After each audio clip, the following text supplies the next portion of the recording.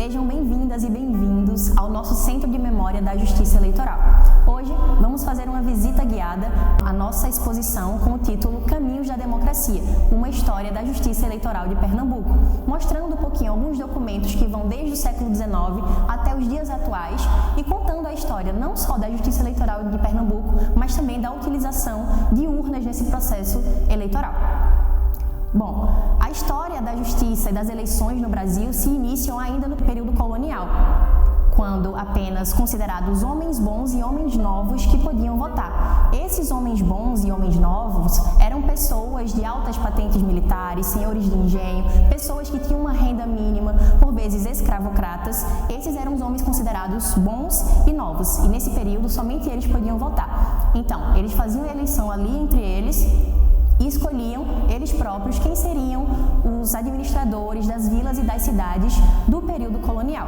E a primeira eleição de que se tem notícia aconteceu em 1532, na cidade que atualmente é São Paulo. E apenas em 1822, com a independência do Brasil, é que o sistema vai começar a mudar. Em 1824 é promulgada a primeira Constituição do Brasil.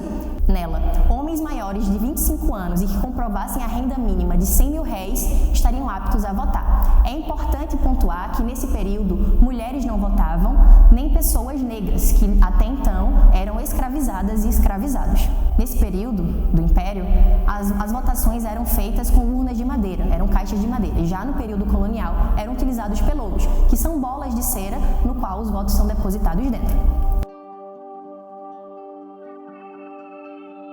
Foi somente a partir da década de 30, com a República Nova, a criação do Código Eleitoral em 1932 e a instituição da Justiça Eleitoral, que as eleições passaram a ser regulamentadas. Também em 1932, as mulheres passaram a votar. Aqui em Pernambuco, a primeira eleitora pernambucana foi Celina Negro. E também nos documentos que a gente trabalha, a gente pode observar algumas mudanças, algumas características, como esse título de 1933, que já possui a foto de uma eleitora. Durante a primeira metade do século XX, a partir da década de 30, o Tribunal Regional Eleitoral de Pernambuco funcionava numa sala anexa do Palácio da Justiça, palácio esse que existe ainda hoje, no Recife Antigo. Foi também a partir desse período, sobretudo a partir da década de 40, que houve na Europa a ascensão de regimes nazifascistas, na Alemanha e na Itália. E esse movimento internacional, ele refletiu aqui no Brasil também, porque foi nesse período, em 1937 a 1945, que houve o fechamento da Justiça Eleitoral, no governo de Getúlio Vargas. Nessa fotografia, que é uma imagem do Carnaval de 1948 aqui em Recife, nós podemos traçar um paralelo entre uma festa popular, que é o Carnaval, tão nossa, tão pernambucana, com a festa cívica, que são as eleições, que é um dos objetivos dessa visita guiada, dessa exposição, que é a gente conhecer e se tornar pertencentes, protagonistas e atuantes das eleições, que é uma festa cívica. Somente a partir de 1945, com a Lei Agamenon, a Justiça Eleitoral foi reaberta.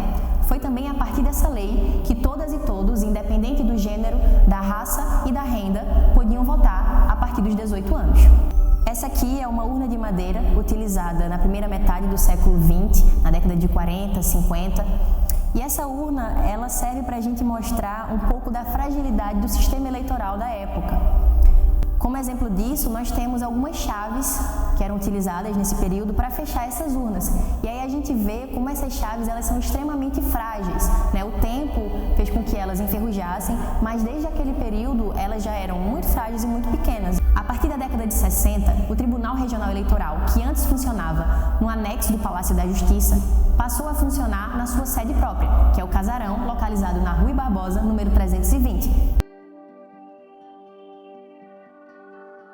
A partir da década de 60, a Justiça Eleitoral passa por mais um retrocesso, que foi o período do regime militar, que durou de 1964 a 1985. Nesse período, uma série de emendas e atos institucionais limitaram o exercício da cidadania.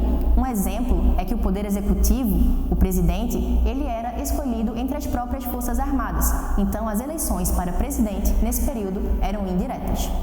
Somente a partir de 1983, com um movimento que ficou conhecido como Direta e Já, que era a população insatisfeita indo para protestos nas ruas, lutar pelo seu direito de exercer a cidadania, pelo seu direito de votar. Então foi a partir desse movimento, de 1983, 84 e 85, que a pressão popular chegou até as elites, até os governantes e pôs fim ao regime militar.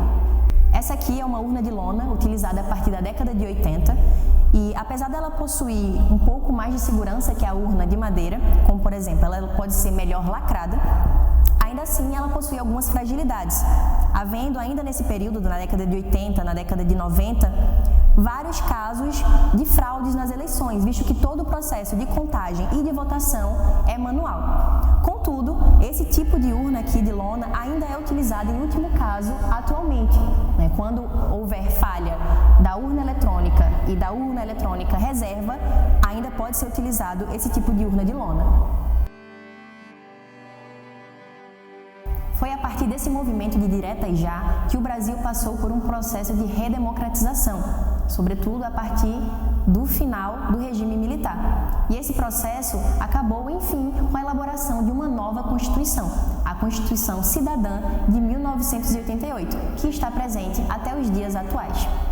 Aqui, nessa imagem, por exemplo, nós temos a imagem de uma eleitora, mulher negra, e essa imagem serve para exemplificar toda essa história da justiça eleitoral, com períodos de avanços, de retrocessos, mas, sobretudo, de mostrar o caminho da democracia, de mostrar esse caminho de exercício da cidadania brasileira.